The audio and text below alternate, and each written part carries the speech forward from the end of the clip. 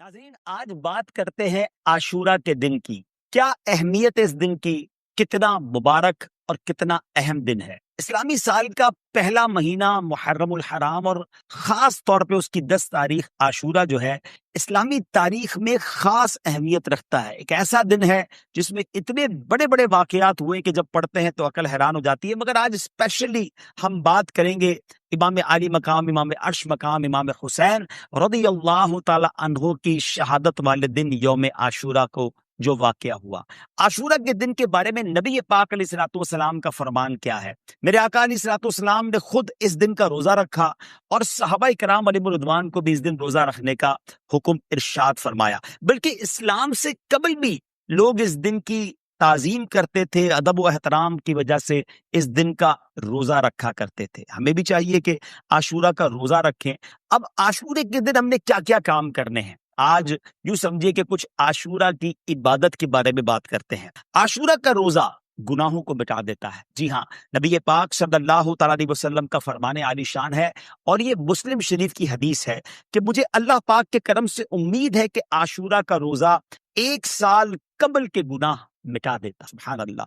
इसी तरह मेरे आका अलैहिस्सलातु वस्सलाम का फरमान है कि जो 10 मुहर्रम को अपने बच्चों के खर्च में फराखी करे, यानी उनके लिए अच्छा खाना पकाए और उनके लिए खर्च ज्यादा करे, तो अल्लाह पाक सारा साल उसको फराखी देगा। और हजरत सुफियान सौरी रहमतुल्लाहि तआला अलैह फरमाते हैं कि हमने इस हदीस का तजर्बा किया तो ऐसा ही पाया।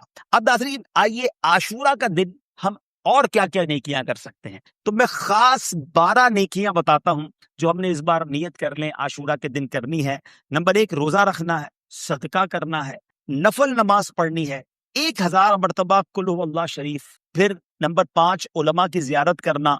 नंबर 6, यतीम के सर पर हाथ फेरना। नंबर 7, अपने अहलो अयाल के रिस्क में वुसअत करना। नंबर 8, गुस्ल करना। नंबर 9, सुरमा लगाना। नंबर 10, नाखून तराशना। नंबर 11, मरीजों की बीमार पुरसी करना।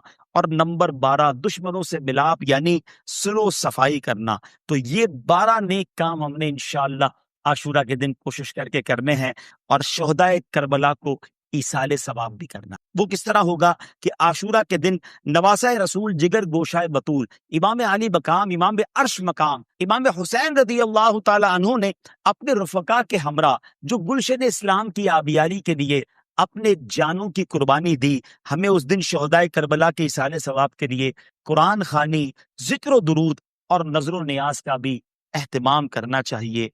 मुहर्रम का महीना है और एक हदीस पाक आपको सुनाता हूँ। नबी पाक अलैहिस्सलाम फरमाते हैं कि जो कोई शख्स आशूरा के दिन, हदीस का मजमून है, अपने बच्चों के लिए अच्छा खाना तैयार करे, फर्राखी करे, बच्चों के साथ रिस्क में वुसअत करे और इन्हें पेट भरकर खाना खिलाए, अल्लाह तबारक व तआला सारा साल उसके रिस्क में बरकत अता फरमाता है। तो आशूरा के दिन आपने ये काम भी करना है।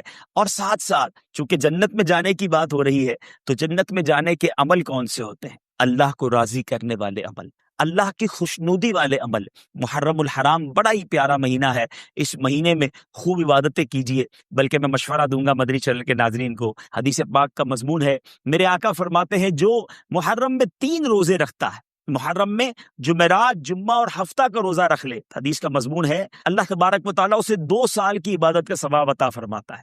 इस महीने में खूब रोजे रखिए और अल्लाह रब्बुल आलमीन की जन्नत में जाने की तैयारी कीजिए। मदनी चैनल देखते रहिए, इस तरह के मजीद मदनी फूल लेकर हाजिर होंगे। अल्लाह ताला मुझे भी और आपको भी उसकी प्यारी जन्नत में बिला हिसाब दाखिला नसीब फरमाए।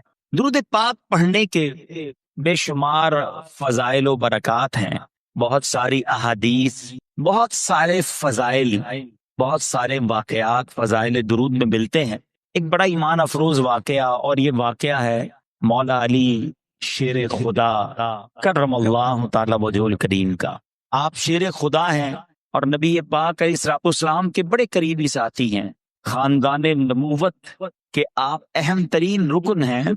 मगर गुर्बत और फक्र फाका वाली जिंदगी, सुभान अल्लाह, ये इख्तियारी फक्र था, वरना ये वो अजीम हस्तियां हैं कि जो दुआ फरमाएं तो फरिश्ते जन्नत की सौगात लेकर आ जाएं। तो एक भिखारी आपके पास आया और उसने, आप भी बैठे थे और आपके सामने कुछ कुफार भी बैठे थे, तो वो भिखारी पहले कुफार के पास गया, जाके उसने उनसे सवाल किया। तो उन गैर मुस्लिमों ने ازراہ مذاق، معاذ اللہ، مولا علی کرم اللہ تعالی وجہ الکریم کا مذاق اڑانے کے لیے بھکاری کو کہا ان کے پاس جاؤ تو وہ تمہیں عطا کریں گے. وہ بھکاری آپ کے پاس آیا، بظاہر مالی طور پر آپ کے پاس کوئی چیز ایسی نہ تھی کہ آپ اسے دیتے. آپ نے کیا کہا کہ اس نے ہاتھ پھیلایا ہوا تھا تو آپ نے 10 بار درود پاک پڑھا اور اس بھکاری کی ہتھیلی پر دم کر دیا اور اسے کہا کہ مٹھی بند کر، اور وہاں جا کر کھولو. جن لوگوں نے میرے پاس بھیجا ہے نا، جن غیر مسلموں نے مذاق اڑانے کے لیے بھیجا، جاؤ ان کے پاس جا کے مٹھی کھولنا. اچھا وہ سارا دیکھ رہے، وہ اور ہنسنے لگے کہ کچھ بھی نہیں دیا، پھونک مار دی اور کہا مٹھی بند کرو، جا کے ادھر کھول دینا. تو یہ بھکاری گیا اور جا کر جب ان غیر مسلموں کے سامنے مٹھی کھولی تو اس مٹھی میں دینار موجود تھا. دینار کہتے ہیں سونے کی اشرفی کو. اب جب یہ کرامت دیکھی تو کئی غیر مسلم کلمہ پڑھ کر مسلمان ہو گئے. یہ درود پاک کی بھی فضیلت ہے اور درود پاک پڑھا کس نے یہ اس کی بھی فضیلت ہے. سبحان اللہ. ویسے تو عاشورہ کا دن اور بھی بہت سارے اسلامک ہسٹری میں واقعات ہوئے، مگر جس واقعے کا ہم ذکر کرتے ہیں جو واقعہ کربلا ہے، آلموسٹ 1400 سال گزر گئے. ہم میں سے کئیوں کے والدین کا انتقال ہو گیا ہوگا، دادا دادی دنیا سے چلے گئے ہوں گے، کسی کی ماں کو والد کو گئے ہوئے 4 سال 5 سال 10 سال ہو گئے ہوں گے، مگر 2 4 5 سال کے بعد غم کی شدت کم ہو جاتی ہے. یاد بھی آتا ہے تو وہ تکلیف نہیں ہوتی جو تکلیف جب گئے تھے تو ہوتی تھی. مگر یہ کیسا واقعہ ہے کہ 1400 سال گزر گئے، آج بھی جب اس واقعے کا ذکر ہوتا ہے تو عاشقان اہل بیت کے دل چھلنی ہو جاتے ہیں، آج بھی دل غم سے لبریز ہو جاتا ہے. آپ امام علی مقام، امام عرش مقام، امام تشلا کا امام حسین رضی اللہ تعالی عنہ نواسہ رسول ہیں، مولا کائنات مولا علی اور جگر گوشہ رسول سیدہ فاطمہ بطول کے شہزادے ہیں. امام حسین رضی اللہ تعالیٰ عنہ 5 شعبان 4 ہجری کو مدینہ منورہ میں پیدا ہوئے. پیارے آقا علیہ الصلوۃ والسلام نے آپ کا نام حسین اور شبیر رکھا. امام حسین کی کنیت ابو عبداللہ ہے، لقب صفت رسول اور ریحانۃ الرسول یعنی نبی پاک علیہ الصلوۃ والسلام کے پھول ہیں. میرے آقا انہیں سونگھا کرتے تھے. امام حسین کی جو سٹارٹ ہے نا، ذرا اس کو سمجھو. ہمارے گھر میں جب کوئی بچہ پیدا ہوتا ہے ہم کوشش کرتے ہیں کسی بزرگ کی جو ہے وہ تحنیک کہتے ہیں، اس کو گٹی کہتے ہیں، کہ ان کے منہ سے کچھ شہد چٹا کر انہیں لگا دیں، یا کوئی بزرگ آ کر جو ہے ان کے کانوں میں اذان دے دیں. مسجد کے امام صاحب کو بلایا جاتا ہے، ایسا ہی ہے نا، اچھی بات. مگر امام حسین کی قسمت پر ہماری جانیں قربان، ان کو جب تحنیک دینے کا وقت آیا نا تو کوئی کھجور چبا کر نہ دی گئی، کوئی شہد نہ چٹایا گیا، بلکہ کونین کے والی جناب رسول اللہ صلی اللہ تعالی علیہ وسلم نے اپنی زبان امام حسین کے منہ میں دے دی. یعنی لعاب رسول نبی پاک علیہ الصلوۃ والسلام کے مبارک لعاب سے پہلی غذا جو اس جسم میں جا رہی ہے وہ پیارے آقا کا لعاب دہن ہے. اچھا، پہلی آواز کیا سنی امام حسین نے؟ آئے ہائے، ان کی قسمت دیکھو. ان کے کانوں میں آواز پہلی آتی ہے اللہ اکبر اللہ اکبر، اللہ کا نام لیا جاتا ہے، مگر وہ نام لینے والا کون ہے؟ وہ حبیب خدا ہے. پیارے آقا نے امام حسین رضی اللہ تعالیٰ کے کان میں اذان دی. کبھی کاندھے پر بٹھاتے ہیں، کبھی گود میں اٹھاتے ہیں، کبھی انہیں سونگتے ہیں، کبھی انہیں چومتے ہیں اور فرماتے حسین مجھ سے ہے، میں حسین سے ہوں. کبھی جنتی نوجوانوں کے سردار کہا اور کبھی اپنے پھول کہا. اس قدر بڑا مرتبہ ہے. میرے آقا علیہ الصلوۃ والسلام فرماتے ہیں حسن حسین دنیا میں میرے 2 پھول ہیں. یہاں تک فرمایا کہ جس نے ان دونوں سے دشمنی رکھی اس نے مجھ سے دشمنی رکھی. یہ سب کچھ فضائل تھے مگر پھر بھی انہیں ستایا گیا. اسی عظیم ہستی کو 10 محرم الحرام سن 61 ہجری میدان کربلا میں یزید پلید کے خلاف حق کی آواز بلند کرتے ہوئے، نانا کے دین پر پہرا دیتے ہوئے، ظلم سہتے ہوئے دکھ اور غم کے پہاڑ کے سامنے ثابت قدم رہ کر انتہائی عزت کے ساتھ، شجاعت کے ساتھ، شان و شوکت کے ساتھ شہید ہوئے، اور رہتی دنیا تک کے لیے باطل کے خلاف کھڑے ہونے کا، حق پر چلنے کا، دینداری کا، عزت سے جینے کا، عزت سے مرنے کا، شجاعت کا، بہادری کا، استقامت کا اور صبر و رضا کا آپ سبق دے گئے۔ کیا خوب بات لکھتے ہیں شاعر، حسین ایک علامت ہے زندگی کے لیے، حسین ایک علامت ہے زندگی کے لیے، حسین عزم سفر ہے مسافری کے لیے، فطرت کی مصلحت کا اشارہ حسین ہے، قربانیوں کی آنکھ کا تارا حسین ہے، وہ اس لیے لڑے کہ ستم کو مٹا سکیں، پھر کیوں نہ ہم کہیں کہ ہمارا حسین ہے۔ کربلا کا واقعہ کئی بار سنا ہوگا اور سنتے رہتے ہیں۔ عاشورے کا دن آتا ہے، روزہ بھی رکھتے ہیں، لنگر بھی پکاتے ہیں، نیاز بھی کھاتے ہیں، نعرے بھی لگاتے ہیں۔ ابھی پڑھ رہے تھے میں تو پنجتن کا غلام ہوں، بہت اچھی بات ہے، کرتے رہنا چاہیے، مگر سوال یہ ہے کہ یہ کربلا کا واقعہ مجھے اور آپ کو پیغام کیا دیتا ہے؟ سیکھنا کیا ہے؟ صرف واقعہ سننا ہے، دکھ دل میں آتا ہے، یہ بھی ٹھیک ہے، لیکن اس سے امپلیمنٹیشن کیا کرنا ہے؟ اپنی ذات میں فرق کیا آیا؟ کئی بار عاشورہ آ کر گزر گیا، کئی بار واقعہ کربلا کو سنا، مگر اپنے اندر، اپنی ذات کے اندر کیا تبدیلی آئی؟ آج میں کچھ آپ کو واقعہ کربلا پیغام کیا دیتا ہے، what is the message of Karbala, یہ پیغام کیا دیتا ہے یہ واقعہ، اس بارے میں چند باتیں آپ کے سامنے پیش کرتا ہوں۔ سب سے پہلی بات، امام حسین رضی اللہ تعالی عنہ کی جب ولادت ہوئی نا، تو آپ کی ولادت کے ساتھ ہی یہ خبر بھی نبی پاک علیہ الصلوۃ والسلام کو دے دی گئی تھی کہ امام حسین کو شہید کیا جائے گا۔ ابھی پیدا ہوئے، اتنی بڑی خوشی ملی ہے، اور یہ خبر بھی دے دی گئی کہ انہیں آپ کی امت کے لوگ ہی شہید کریں گے۔ کچھ روایتیں سناتا ہوں۔ ام الفضل فرماتی ہیں کہ میں ایک روز نبی پاک علیہ الصلوۃ والسلام کی خدمت میں حاضر ہوئی، حضرت امام حسین رضی اللہ عنہ کو آپ کی گود میں دیکھا، کیا دیکھتی ہوں کہ پیارے آقا کے مبارک آنکھوں سے آنسو جاری ہیں۔ میں نے عرض کی یا رسول اللہ صلی اللہ تعالی علیہ وسلم، میرے ماں باپ آپ پر قربان، یہ کیا حال ہے؟ فرمایا میرے پاس جبرائیل آئے اور انہوں نے خبر دی کہ میری امت اس فرزند کو قتل کرے گی۔ میں نے کہا کیا اس کو؟ فرمایا ہاں، اور میرے پاس اس کے مقتل کی سرخ مٹی بھی لائے، یعنی جہاں شہید کیا جائے گا نا، اس جگہ کی مٹی بھی نبی پاک علیہ الصلوۃ والسلام کو پیش کر دی گئی۔ اللہ اکبر۔ ایک اور جگہ نبی پاک علیہ الصلوۃ والسلام فرماتے ہیں کہ میرے پاس وہ فرشتہ آیا جو اس سے پہلے کبھی حاضر نہیں ہوا تھا، انہوں نے اس کی کہ آپ علیہ الصلوۃ والسلام کے فرزند حسین رضی اللہ تعالیٰ عنہ قتل کیے جائیں گے، اور اگر اب چاہیں تو میں آپ کو اس زمین کی مٹی ملاحظہ کراؤں جہاں وہ شہید ہوں گے۔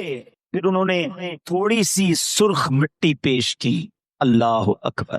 کربلا کے میدان کا بھی پتا تھا، شہید ہونے کے بارے میں بھی پتا تھا، اور صرف نبی پاک کو نہیں، بی بی فاطمہ کو بھی معلوم تھا، مولا علی کو بھی معلوم تھا، صحابہ کرام میں بھی یہ بات مشہور ہو چکی تھی۔ ایک بار سفر صفین میں مولا علی شیر خدا کرم اللہ تعالی وجہ الکریم، ایک صحابی کہتے ہیں کہ میں ان کے ساتھ تھا جب نینوا کے قریب پہنچے جہاں حضرت یونس علیہ الصلوۃ والسلام کا مزار اقدس ہے، تو مولا علی شیر خدا کرم اللہ تعالی وجہ الکریم نے ندا کی، اے ابو عبداللہ فرات کے کنارے ٹھہرو۔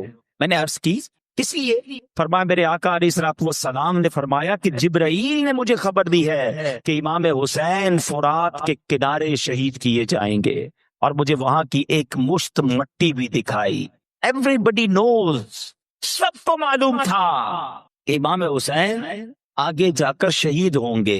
بڑا اہم سوال کرنے جا رہا ہوں، جب سب کو معلوم تھا اور سب پیار بھی بہت کرتے تھے، محبت بھی بہت تھی، نبی پاک اپنا پھول کہتے، نبی پاک کے نواسے ہیں، آقا چومتے تھے انہیں، تو کبھی ایسا نہیں ہوا کہ خاتون جنت بی بی فاطمہ تو ماں تھی نا امام حسین کی، وہ آتی نبی پاک کے پاس کہ یا رسول اللہ صلی اللہ تعالی علیہ وسلم، آپ کی دعا اللہ رد نہیں فرماتا، آپ اللہ کی بارگاہ میں دعا کر دینا کہ حسین سے یہ آفت ٹل جائے، حسین اس امتحان میں مبتلا نہ کیا جائے، انہیں شہید نہ کیا جائے۔ حضور آپ ہاتھ اٹھائیں گے تو دعا قبول ہو جائے گی۔ کبھی مولا علی نبی پاک سے عرض کرتے کرم اللہ تعالی وجہ الکریم، حضور آپ ہاتھ اٹھا دیں، اتنا پیار کرتے ہیں حسین سے، اللہ سے دعا کریں اللہ اس مصیبت کو ٹال دے۔ حضور دنیا والے آ کر آپ سے اپنی مصیبتیں ٹلوانے کی دعا کرتے ہیں، آپ اپنے نواسے کے لیے دعا کیوں نہیں کرتے؟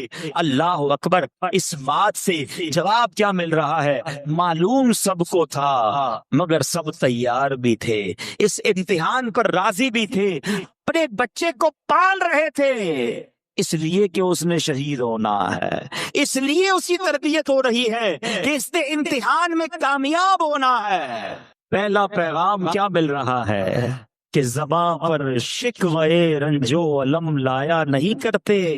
اے پنجتن کے ماننے والوں سنو، تھوڑی سی تکلیف آ جائے تو شکوہ ہے، شکایت ہے، بس یار سر میں بہت درد رہتا ہے، بخار جاتا ہی نہیں، ہر وقت کمر دکھتی رہتی ہے، کاروبار تو بالکل نہیں چل رہا، گھر میں پریشانیاں ہی پریشانیاں ہیں، کیا کروں، دین کا کام کرتا ہوں کوئی حوصلہ نہیں بڑھاتا، میرا بیان سننے کے لیے لوگ نہیں آتے، میں جناب مدنی قافلے پہ جاتا ہوں سہولت نہیں ملتی، اس لیے اب دل نہیں لگتا۔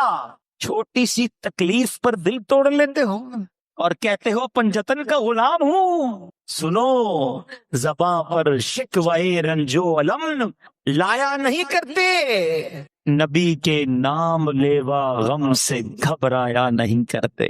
وہ امتحان تھا اور وہ تیار تھے، اور آج ہم چھوٹی سی مشکل پر گھبرا جاتے ہیں، حالانکہ قرآن مجید فرقان حمید میں ہم سے بتا دیا گیا ہے کہ ایگزامینیشن امتحان تو آنا ہے۔ اللہ قرآن میں فرماتا ہے وَلَنَبْلُوَنَّكُمْ بِشَيْءٍ مِّنَ الْخَوْفِ وَالْجُوعِ وَنَقْصٍ مِّنَ الْأَمْوَالِ وَالْأَنفُسِ وَالثَّمَرَاتِ وَبَشِّرِ الصَّابِرِينَ۔ کیا فرمایا؟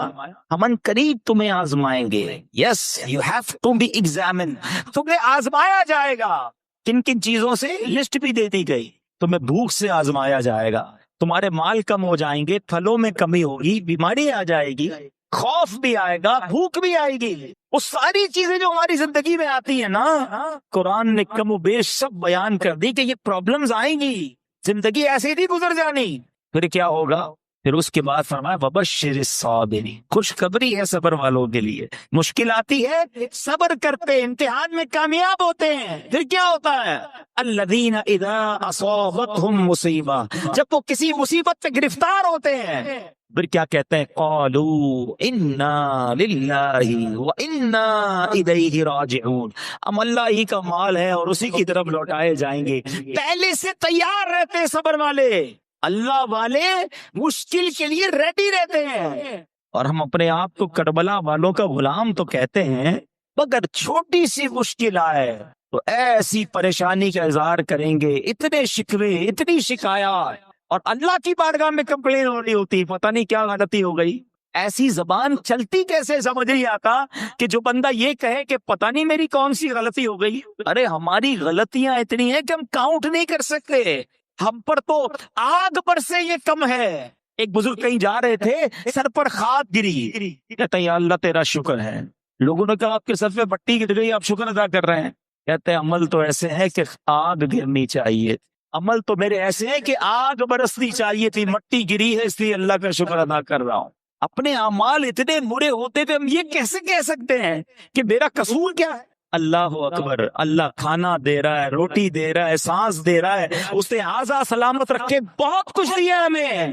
شکوہ نہ کیا کرو، کربلا والوں کو یاد کیا کرو۔ یہاں ماشاءاللہ مبلغین بھی موجود ہیں، دین کا کام کرتے ہوئے بھی ڈیفیکلٹیز آتی ہیں، مشکل آتی ہے، کہیں درس دینے جاتے ہیں کوئی ہمیں نہیں دینے دیتا، مدنی قافلے میں گئے کو حوصلہ نہیں بڑھاتا، نیکی کی دعوت دینے گئے کو جھڑک دیتا ہے، کبھی نگران سے اور کبھی ذمہ دار سے یا مدنی قافلے کے ساتھیوں سے کوئی انبن ہو جاتی ہے۔ ارے شیطان تو یہی چاہتا تھا کہ تم دل توڑ کر یہ نیکی کا کام چھوڑ دو۔ لوگ کہتے نہیں بھائی میں نہیں کرتا، آج نیکی کا زمانہ نہیں۔ اے میرے وہ اسلامی بھائیوں جو کسی چھوٹی سی تکلیف پر نیکی کو چھوڑ کر گھر چلے گئے، پھر کربلا والوں سے کیسی محبت ہے تمہاری؟ وہ تو نہیں گئے کربلا سے واپس، پیاس پانی بھی بند کر دیا، دھوپ بھی تھی، بھوک بھی تھی، دشمن بھی تھے۔ امیر اہل سنت کا وہ شعر سن لو آپ کہتے ہیں پیارے مبلغ معمولی سی مشکل پہ تو گھبراتا، پیارے مبلغ معمولی سی مشکل پہ تو گھبراتا ہے، دیکھ حسین نے دین کی خاطر سارا گھر قربان کیا۔ تو ہمیں مشکل سے گھبرانا نہیں ہے، امتحان آنا ہے، خوش نصیب وہ ہے جو امتحان میں صبر کا دامن تھامتا ہے۔ کربلا کا دوسرا پیغام، امام حسین رضی اللہ تعالیٰ لڑنے تو نہیں گئے تھے، آپ کو تو خط لکھ کر بلایا گیا تھا، لڑنے کے لیے فیملی لے کے کون جاتا ہے؟ آپ اپنے بچوں کو بھی لے جا رہے ہیں، اپنے جناب گھر والوں کو بھی لے جا رہے ہیں، خواتین بھی ساتھ ہیں، یہ تو مہمان بننے گئے تھے، انہیں تو بلایا گیا تھا کہ حضور آپ آئیے ہم آپ کی بیعت کریں گے، مگر ان ظالموں نے دھوکہ کیا اور آپ سے جنگ کرنے کے لیے تیار ہو گئے۔ مگر یہاں ایک سوال پیدا ہوتا ہے کہ امام حسین چاہتے تو کمپرومائز کر لیتے، بات مان لیتے ہوں۔ بہت ساری شریعت میں ایسی اجازتیں ہیں کہ جب جان جانے کا خوف ہو تو بہت سارے ناجائز کام بھی جائز ہو جاتے ہیں، اس کی تفصیل ہے پوری۔ تو امام حسین کی بھی جان جانے کا خوف تھا، ان کے پورے خاندان کی جناب شہادت کا خوف تھا، آپ بھی یزید کی بات مان لیتے، کمپرومائز کر لیتے، کیوں بات نہیں مانی؟ کیوں باطل کے آگے سر نہیں جھکایا؟ وہ جانتے تھے اپنا مرتبہ کہ میں نبی پاک علیہ الصلوۃ والسلام کا نواسا ہوں، رہتی دنیا نے ایک مثال پکڑنی ہے، کیونکہ بات یہ لوگ بھی یہ کہہ دیتے کہ جب امام حسین بات مان سکتے ہیں، امام حسین باطل کے ساتھ ہاتھ ملا سکتے ہیں، باطل کے سامنے کمپرومائز کر سکتے ہیں، تو جناب پہ ہم بھی کر لیں گے۔ انہوں نے سر کٹا دیا، نانا کے دین کے پرچم کو بلند کیا، باطل کے آگے سر نہ جھکایا، رہتی دنیا کے لیے پیغام دے دیا۔ مگر آج امام حسین کا چاہنے والا، کربلا کے والوں کا غلام کہلانے والا، آج لوگ کہتے نظر آتے ہیں کیا کریں جناب، ساری مارکیٹ جھوٹ بولتی ہے، ہم کو بھی جھوٹ بولنا پڑتا ہے، کیا کریں جناب، ہم ملاوٹ نہ کریں، دوسرے لوگ ملاوٹ کر کے مال بیچ دیں گے، ہمیں اپنا کاروبار چلانے کے لیے کچھ نہ کچھ کرنا پڑتا ہے۔ ارے بھائی ہمارے خاندان کے رسم و رواج ایسے ہیں، ناچ گانے ڈول تماشے نہ کریں تو خاندان والے مذاق اڑائیں گے، ہمیں شادی میں کرنا پڑتا ہے۔ دوست کہتا ہے ارے سارے دوست غلط کام کرتے ہیں، میں ان کا ساتھ نہ دوں تو وہ میرا مذاق اڑاتے ہیں۔ اللہ اکبر، میں آپ سے پوچھتا ہوں یہ حسینیت ہے یا یزیدیت ہے؟ امام حسین جان قربان کر دی، 6 مہینے کے علی اصغر کو بھی شہید کروا دیا، مگر باطل کے آگے سر نہیں جھکایا۔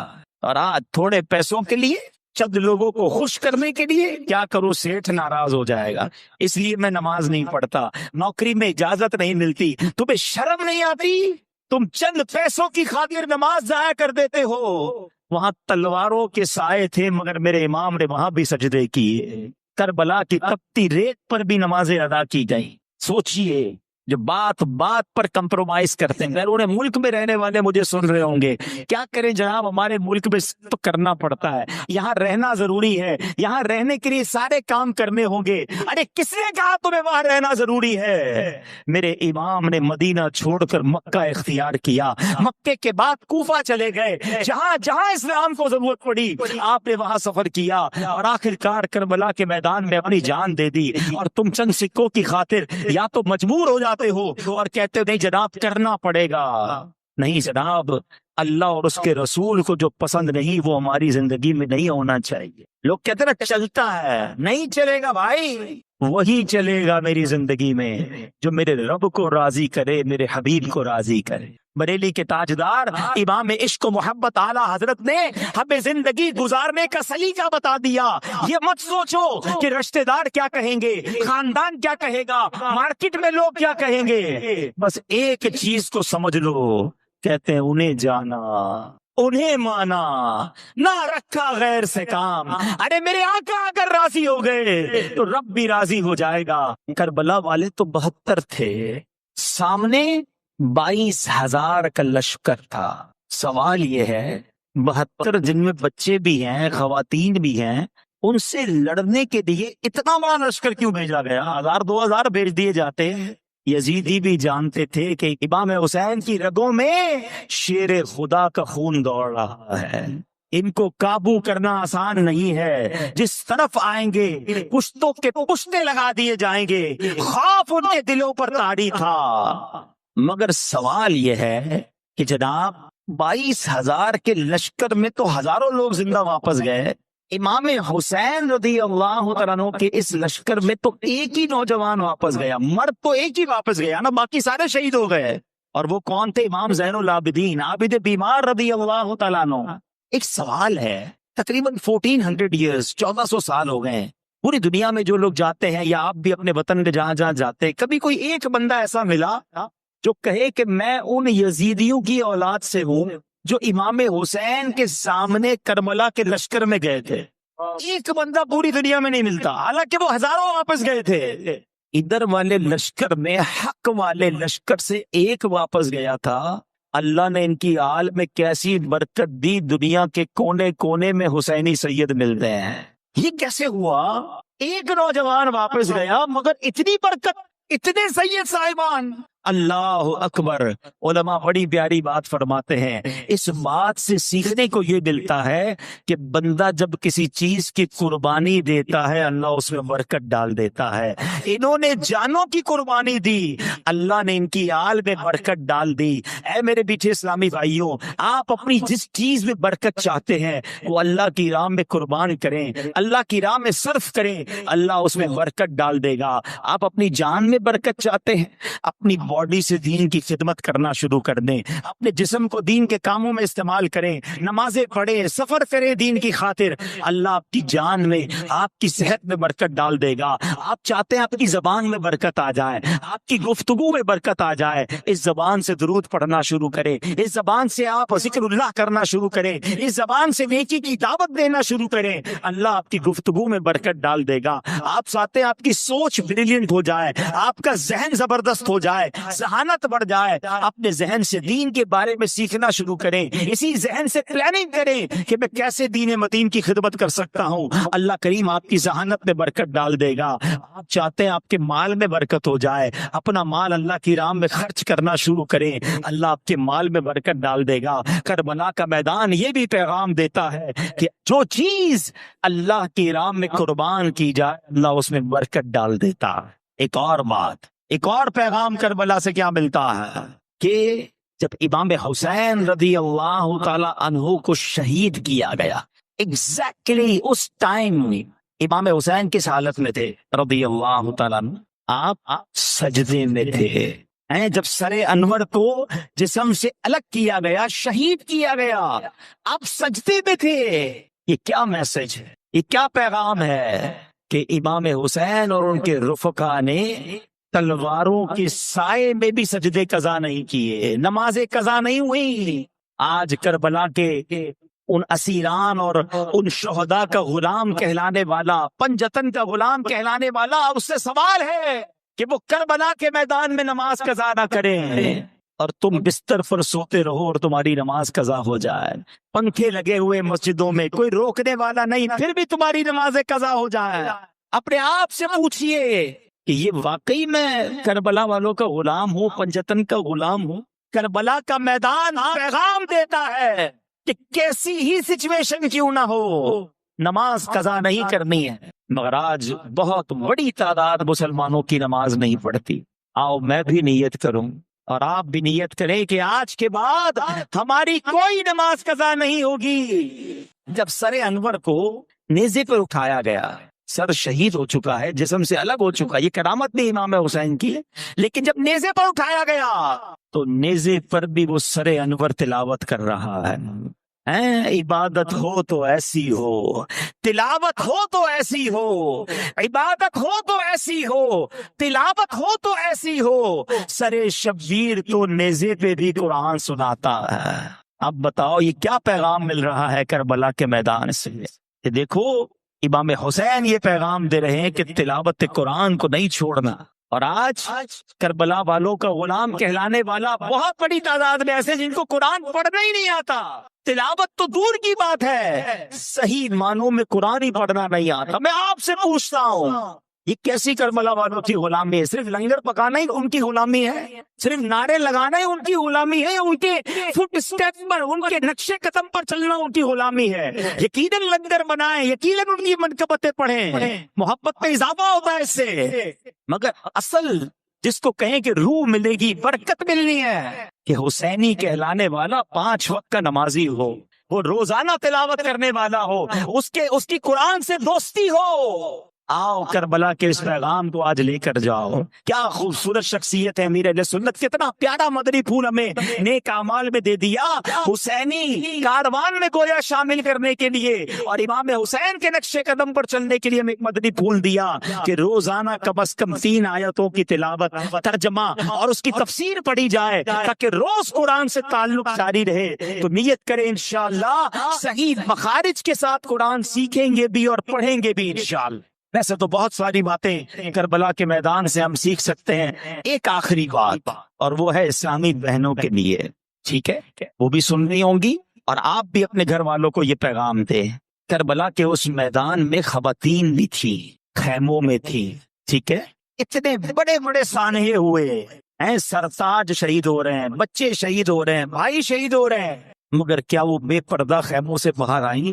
اس کیفیت میں بھی پردہ داری باقی رہی، حیا کی چادر باقی رہی، مگر آج اپنے آپ کو امام حسین اور پنجتن کا غلام کہلانے والے گھرانے کا حال یہ ہے کہ عورتیں بے پردہ بازاروں میں گھوم رہی ہیں، وہ اس کیفیت میں بھی پردے میں ہیں، اور آج یہاں فیشن کر کے ہماری مسلمان بہنیں جو ہیں، کیا کچھ ہو رہا ہے گھروں میں بتانے کی حاجت نہیں۔ خدارا اگر سچی پنجتن کی غلامی اختیار کرنی ہے نا تو پردہ اختیار کیجیے، نماز اختیار کیجیے، تلاوت اختیار کیجیے، تقوی اور پرہیزگاری اختیار کیجیے، باطل کے آگے، حرام کاموں کے آگے سر جھکانا نہ سیکھو بلکہ ڈٹ جاؤ۔ سچی بات پتہ ہے کیا، عشق رسول کا اور سچی حسینیت کا امتحان جب ہوتا ہے جب سامنے کچھ پیسے آ جائیں، سامنے کوئی زندگی کی بڑی خواہش پوری ہوتی نظر آئے، اور اب یہ پتہ چلے کہ یہ پیسے لوں گا تو اللہ ناراض ہو جائے گا، اللہ کے حبیب ناراض ہو جائیں گے، امام حسین کو کیا منہ دکھاؤں گا، ارے یہ زندگی کی بڑی خواہش تو پوری ہو رہی ہے، یہ بڑا ارمان پورا ہو رہا ہے، مگر یہ کام کر لوں گا تو امام حسین کو کیا منہ دکھاؤں گا۔ اب امتحان ہے۔ اب میں آپ سب سے آخری بات کہہ رہا ہوں، قیامت کے دن ہم سب چاہتے ہیں نا ہمارا حشر پنجتن پاک کے ساتھ ہو، نبی پاک کے ساتھ ہو، مولا علی کے ساتھ ہو، امام حسین کے ساتھ ہو، بی بی فاطمہ کے ساتھ ہو، حسنین کریمین کے ساتھ ہو، 4 یاروں کے ساتھ ہو۔ اگر تمنا تو یہ ہے، لیکن اگر قیامت کے دن امام حسین نے مجھ سے اور آپ سے سوال کر لیا کہ میں نے تو نانا کے دین کے لیے سارا گھر قربان کر دیا، تم نے کیا خدمت کی ہے، تم کیا کر کے آئے ہو؟ علی اصغر سے ملاقات ہو گئی رضی اللہ تعالیٰ عنہ، انہوں نے ہم سے سوال کیا کہ میں تو 6 مہینے کا تھا، مجھے شہید کر دیا گیا، بتاؤ تم نے میرے نانا کے دین کی کیا خدمت کی ہے؟ کوئی جواب ہے ہمارے پاس؟ اللہ سلامت رکھے دعوت اسلامی کے ماحول، اگر اس ماحول سے وابستہ رہے نا اور اپنے جذبے بڑھاتے رہے اور یہ جذبہ بنا لیا کہ میں نے بھی کچھ دین متین کی خدمت کر کے جانا ہے، میں نے بھی پرچم اسلام اونچا کر کے جانا ہے، اس دین کا نام روشن کرنا ہے، تاکہ کچھ میں بھی عرض کر سکوں کہ حضور اپنے حصے کا کام میں بھی کر کے آیا ہوں۔ دعوت اسلامی کے ماحول سے وابستہ رہیں گے، مدنی قافلوں میں سفر کرتے رہیں گے، اللہ وہ دن لایا ملک بھر میں اور آگے جا کر اتنے سینئر ہو جائیں کہ بیرون ملک میں بھی سفر کریں، غیر مسلموں کو مسلمان کریں، ہماری وجہ سے مسجدیں بنے، مدرسے بنے، علماء بنے، حفاظ بنے، اللہ ہم سے دین کے کچھ ایسے کام لے لے، ہم دعا کرتے ہیں جو مرنے کے بعد بھی ہمارے لیے صدقہ جاریہ کا باعث ہو جائیں۔ یہ سارے کام کرنا دعوت اسلامی کے مدنی ماحول میں، اس نیک ماحول میں بڑے آسان ہیں، اگر ہم اس کے ساتھ وابستہ رہیں، وقت دیتے رہیں، سیکھتے بھی رہیں اور اپنا جذبہ بڑھاتے رہیں، تو انشاءاللہ امام حسین رضی اللہ تعالیٰ عنہ کے نقش قدم پر چلنا نصیب ہو جائے گا، اور اللہ نے چاہا قیامت کے دن جب پنجتن پاک کی بارگاہ میں حاضری ہوگی تو وہ بھی کہیں گے کہ یہ واقعی ہمارا غلام ہے، زبان سے بھی کہتا تھا پنجتن کا غلام ہو اور اعمال بھی ایسے کر کے آیا ہے، اور کیا معلوم ایسا کرم ہو جائے کہ پنجتن پاک ہمیں اپنے پیچھے پیچھے جنت میں لے جائیں۔ تو اے میرے میٹھے اسلامی بھائیوں، کربلا کے ان پیغامات کو یاد رکھنا ہے، زندگی حسینی طریقے پر گزارنی ہے، یزیدی طریقے پر نہیں۔ اللہ مجھے اور آپ کو امام حسین اور کربلا والوں کی سچی غلامی نصیب فرمائے۔ خود پاک کے بے شمار فضائل و برکات میں حضرت انس رضی اللہ تعالیٰ عنہ سے مروی ہے، رسول اللہ صلی اللہ تعالیٰ علیہ وسلم نے فرمایا 3 چیزوں کو اللہ تبارک و تعالیٰ نے تمام مخلوق کی آوازیں سننے کی طاقت عطا فرمائی ہے. یہ پاور دیا گیا ہے کہ ساری مخلوق کی آوازیں وہ 3 چیزیں سن لیتی ہیں. بڑی امیزنگ حدیث ہے. وہ 3 چیزیں کون سی ہیں؟ آپ فرماتے ہیں جنت سنتی ہے.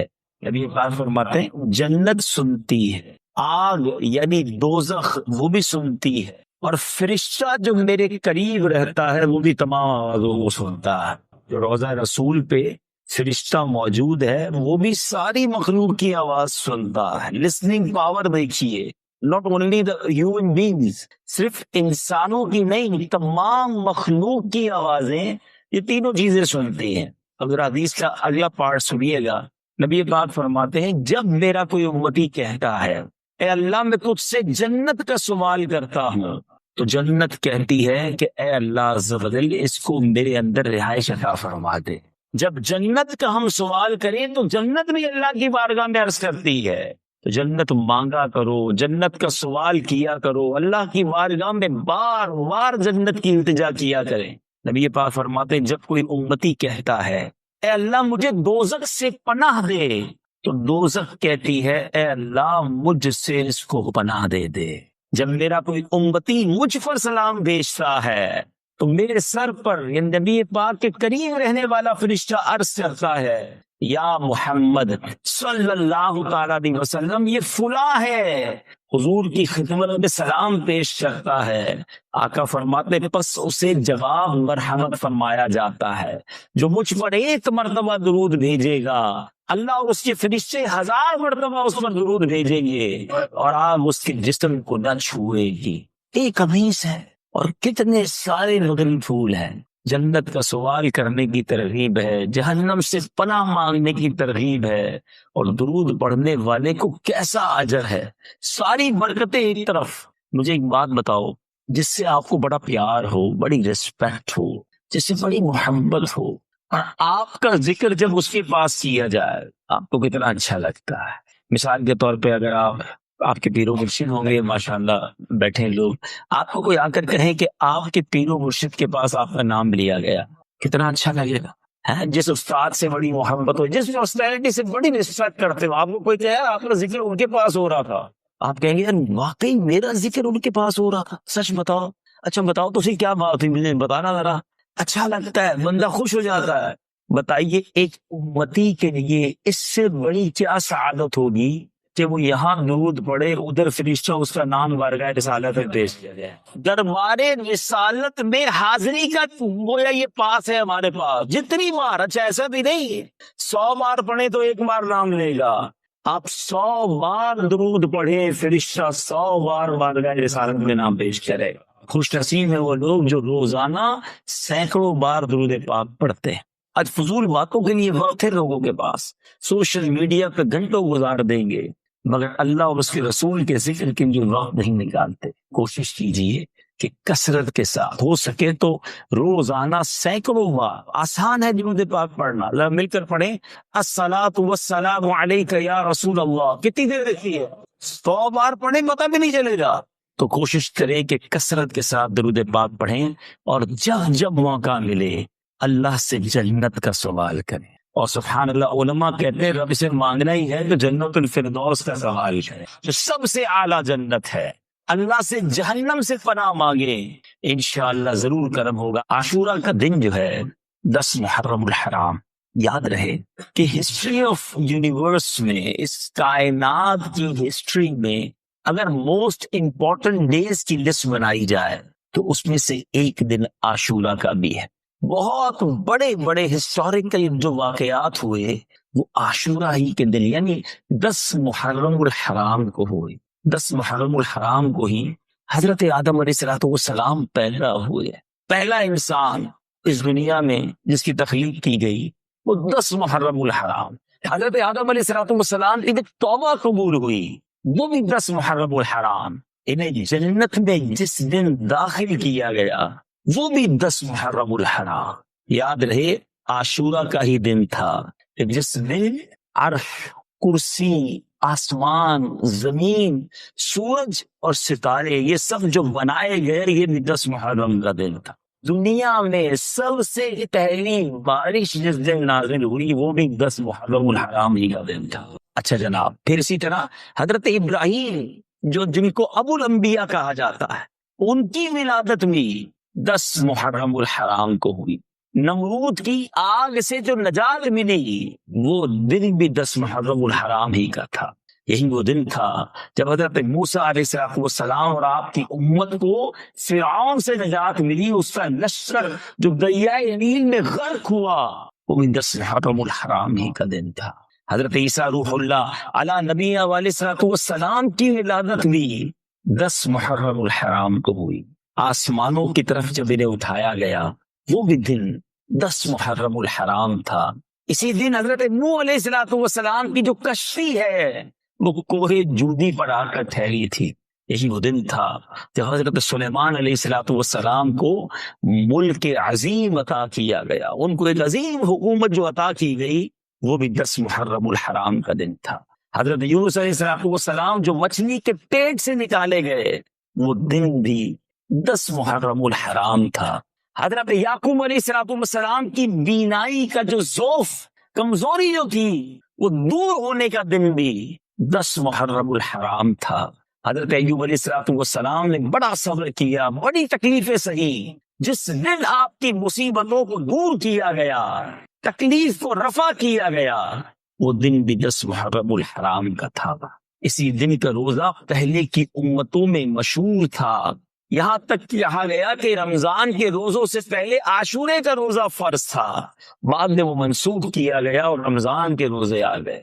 اتنا امپورٹنٹ ڈے ہے، مگر پھر ایک ایسا واقعہ ہوا کہ جس نے واقعی بڑے تاریخی واقعات ہیں، لیکن اس واقعے نے اس کائنات کو ہلا کے رکھ دیا۔ رہتی دنیا کے لیے ایک ایسی مثال بن گیا وہ واقعہ، ظلم و جفا کی ایک ایسی آندھی چلائی گئی۔ نبی پاک علیہ السلام کے پیاروں، آپ کی آل اور آپ کے نواسوں کے ساتھ جو کیا گیا کربلا کے میدان میں، کہ کئی دن کے بھوکے پیاسے ہیں، اور جس بات پر زیادہ تکلیف ہوتی ہے تو یہ سب کچھ کرنے والے بھی جو تھے وہ بھی کلمہ پڑھنے والے تھے، اپنے آپ کو نبی پاک ہی کا امتی کہنے والے تھے، اور انہوں نے آقا کی آل کے ساتھ ایسا کیا۔ نواسہ رسول امام حسن اور امام حسین وہ ہیں رضی اللہ تعالیٰ عنہ کہ آقا فرماتے کہ یہ دونوں جنت کے پھول ہیں، میرے یہ دونوں بیٹے، حدیث پاک کا مضمون ہے، جنتی جوانوں کے سردار ہیں۔ جنتی کہہ دینا ہی بہت تھا، ہے جس کو جنتی کہا گیا، نبی پاک کی زبان سے جس کے لیے جنتی نکلا وہ بڑی بات ہے۔ صرف جنتی نہیں، جنتی جوانوں کے سردار ہیں۔ یہ وہ لوگ ہیں، امام حسین کے بارے میں آتا ہے، آقا فرماتے حسین مجھ سے ہے اور میں حسین سے۔ نبی پاک کے امام حسین اور امام حسن کا ایک بڑا کمال کا ایک لقب ہے۔ بہت سارے القاب بڑے بڑے بزرگوں کو ملے، مگر یہ لقب کسی اور کو نہ ملا، اور وہ یہ ہے راکب دوش مصطفیٰ۔ علماء بیٹھے ہیں، یہ کمال کی بات ہے۔ راکب کس کو کہتے ہیں؟ راکب کہتے سواری کرنے والے کو، سوار کو، ٹھیک ہے۔ دوش کہتے کاندھوں کو، یعنی نبی پاک کے کاندھوں پر سواری کرنے والے تھے۔ ایک بار نبی پاک امام حسن کو کاندھے پر اٹھا کے کہیں جا رہے تھے، تو صحابی رسول نے بڑے پیار سے کہا حضور اے برخوردار تمہاری سواری کتنی اچھی ہے۔ بڑا پیار سے نبی پاک کے کاندھوں پر تھے کہ برخوردار تمہاری سواری کتنی اچھی ہے۔ نبی پاک نے بڑی محبت سے فرمایا یہ بھی تو کہو سوار کتنا اچھا۔ Look at the love, look at the interaction کیسا تھا، پیار کیسا تھا، محبت کیسی تھی۔ امام حسین کی سٹارٹنگ سنو، آپ مدینہ منورہ میں پیدا ہوئے، اور ایک اور بڑی یونیک بات شاید آپ کو پہلے نہ سنی ہو، امام حسن اور امام حسین وہ ہیں کہ ان کا جو دوسری زبان میں لفظ جو نام بنتا ہے وہ شبیر اور شبر بنتا ہے، مگر یہ جو لفظ ہے نا حسن اور حسین، آج ایک بڑا یونیک معاملہ چل رہا ہے، چلنے لگے ہاں تو اس پر بھی کچھ بات کر لیں کہ لوگوں میں کمپٹیشن چلا ہوا ہے کہ یار بچے کا نام جب بھی رکھے نا تو ایسا رکھیں جو پورے خاندان میں کسی کا نہ ہو۔ اب یہ یونیکنیس کے چکر میں ایسی بڑی بڑی غلطیاں ہو رہی ہیں، اور جناب کبھی غیر مسلموں والے نام رکھ لیتے ہیں، کبھی ایسا نام رکھتے ہیں جس کا کوئی معنی ہی نہیں بنتا، اور کبھی ایسا نام رکھتے ہیں جس کا معنی بڑا ہی خراب بنتا ہے، لیکن بس الگ سے ہونا چاہیے۔ بھائی کیوں الگ ہونا چاہیے؟ انبیاء کے نام پر، صحابہ کے نام پر، اہل بیت کے نام پر ہمارے بچوں کے نام ہو، تاکہ ان کی برکتیں ہمیں نصیب ہونا۔ امام غزالی تصوف کے امام ہیں، علماء بیٹھے کبھی بیٹھ کے پوچھئے گا ان کا نام کیا تھا، ان کے والد ان کے دادا کا کیا نام تھا۔ سنو، امام غزالی کا نام محمد، ان کے والد کا نام محمد، ان کے دادا کا نام محمد، آپ کا نام لکھا نہیں سنا جاتا ہے محمد بن محمد غزالی علیہ رحمت اللہ علیہ۔ ہم کہتے نہیں جناب یہ نام تو خاندان میں ایک ہو گیا، اب دوسرا نہیں چاہیے، ایسا نہیں کیا کریں۔ برکتوں کے لیے نبی بیٹا جب بھی پیدا ہو، امیر اہل سنت کا بڑا پیارا انداز ہے، نام رکھتے ہیں محمد۔ اب پکارنے کے لیے کسی صحابی رسول، کسی اللہ کے ولی کے نام پر نام رکھیں تاکہ اس کی برکت نصیب ہوں۔ تو بہرحال، لیکن یہ نام کیسے تھے؟ اللہ اکبر۔ حسن اور حسین روایتوں میں ملتا ہے یہ نام جنت سے جبریل امین لے کر آئے تھے۔ ان شہزادوں کے نام رکھنے سے پہلے یہ نام دنیا میں کسی اور کے نہیں تھے، گویا یہ مخفی رکھے گئے تھے۔ جب ان کے نام رکھے گئے تو اس سے بعد یہ نام پھر اب ان کی چاہت میں دنیا بھر کے لوگ رکھتے ہیں، اور رکھنا بھی چاہیے۔ بہرحال امام حسین رضی اللہ تعالیٰ عنہ کی آپ اسٹارٹنگ دیکھیں۔ ہمارے گھر میں بھی بچہ پیدا ہوتا ہے، ہم کیا کرتے ہیں، چاہتے ہیں کہ کوئی بزرگ کان میں اذان دے دے اور ان کے زبان سے لگ کر کوئی خوراک، کوئی گٹی جو ہے وہ بچے کو کھلائی جائے۔ اچھی بات ہے، کرنا چاہیے، مگر امام حسین کی قسمت پر ہماری جانیں قربان کہ آپ کے کانوں میں سب سے پہلی آواز اگر کسی کی گئی ہے تو وہ رسول پاک کی آواز گئی ہے۔ اللہ کے حبیب نے سنایا کیا آپ نے نواسے کو؟ اللہ اکبر۔ ذرا سوچو، حبیب خدا کی آواز ہے اور حبیب خدا اللہ کا نام سنا رہے ہیں۔ اللہ اکبر، اللہ اکبر۔ نبی پاک نے اذان دی ہے امام حسین کے کانوں میں، اور پھر سب سے پہلی خوراک امام حسین کے منہ میں گئی ہے گٹنی۔ نبی پاک کو کھجور چبا کر بھی دے دیتے۔ اللہ اکبر۔ براہ راست ڈائریکٹ نبی پاک نے اپنی مبارک زبان امام حسین کے منہ میں دے دی ہے۔ پہلی خوراک لعاب مصطفیٰ ہے صلی اللہ تعالیٰ علیہ وسلم، جو خاری کنویں میں جائے تو میٹھا کر دے، جو زخموں پر لگے تو زخم اچھا کر دے۔ لعاب دہن پر بات کریں تو گھنٹوں درکار ہیں۔ پہلی زندگی کی خوراک امام حسین کے شکم اقدس میں جا رہی ہے تو وہ نبی پاک کا لعاب دہن ہے۔